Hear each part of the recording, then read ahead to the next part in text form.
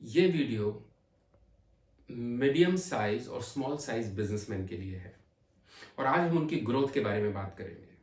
मेरा नाम है प्रीतम गोस्वामी। मैं हूं business coach, Millionaire mindset coach. मैं कुछ ऐसे 3-4 रीजंस आपको बताने वाला हूं जिसकी वजह से आपका बिजनेस ग्रो नहीं करता। रीजन नंबर 1, हम सुबह से शाम तक बिजनेस के बेसिक ऑपरेशंस पर इतने उलझे रहते हैं कि हमें ग्रोथ के बारे में सोचने का, उस पर कोई एक्शन लेने का टाइम ही नहीं होता। और फिर साल दर साल हम सोचते हैं कि यार बिजनेस वो का वही है। और एक चीज याद रखिए, दुनिया में दो ही चीजें, या तो कोई चीज ग्रो करती है या डाउनफॉल होता है। तो over the period of 5-6 years जब आप देखेंगे कि your turnover has gone down, profitability has gone down, तो रीजन नंबर 1, क्या बेसिक ऑपरेशन में उलझे रहे, आपने कभी ग्रोथ के ऊपर ध्यान नहीं दिया, ना प्लान किया, ना एक्शन लिया।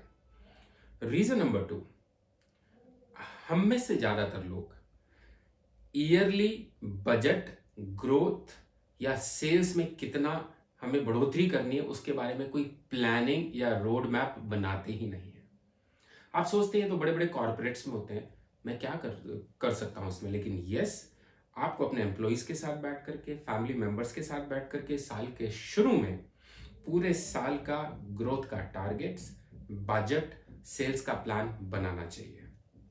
नंबर 3, हम पुअर फाइनेंशियल प्लानिंग करते हैं और अक्सर ज्यादातर बिजनेसमैन के लिए के साथ देखा गया है कि वो वर्किंग कैपिटल के साथ स्ट्रगल करते हैं। तो आप देखिए कि पिछले साल आपकी जो बैलेंस शीट थी, पिछले साल जो भी आपका लेखा जोखा था, उसमें कहां से फाइनेंस आया, कहां को फाइनेंस गया, कहां आपको फाइनेंस की कमी महसूस हुई। और उस फाइनेंशियल मैनेजमेंट को हम ध्यान नहीं देते, बल्कि मार्केट की स्थितियों का हवाला देते हुए हम उसको एक रियलिटी के तौर पर एक्सेप्ट कर लेते हैं। और वही रीजन होता है कि हमारा आधा फोकस तो उन पैसे के जुगाड़ में लगा रहता है, हम बिजनेस की ग्रोथ पर कहां ध्यान देंगे।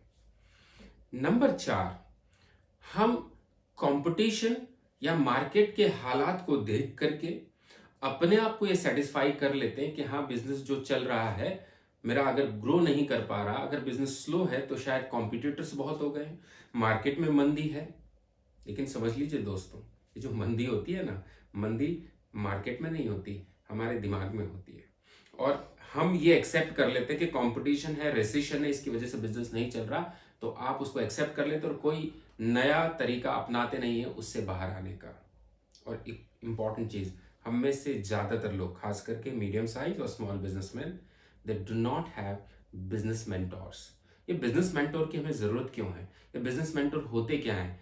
आपकी डिसीजन मेकिंग के लिए। आपने देखा होगा, अपने लिए डिसीजन मेकिंग बहुत मुश्किल होती है, लेकिन दूसरों को सलाह देना और दूसरों के लिए डिसीजन मेकिंग आसान होती है।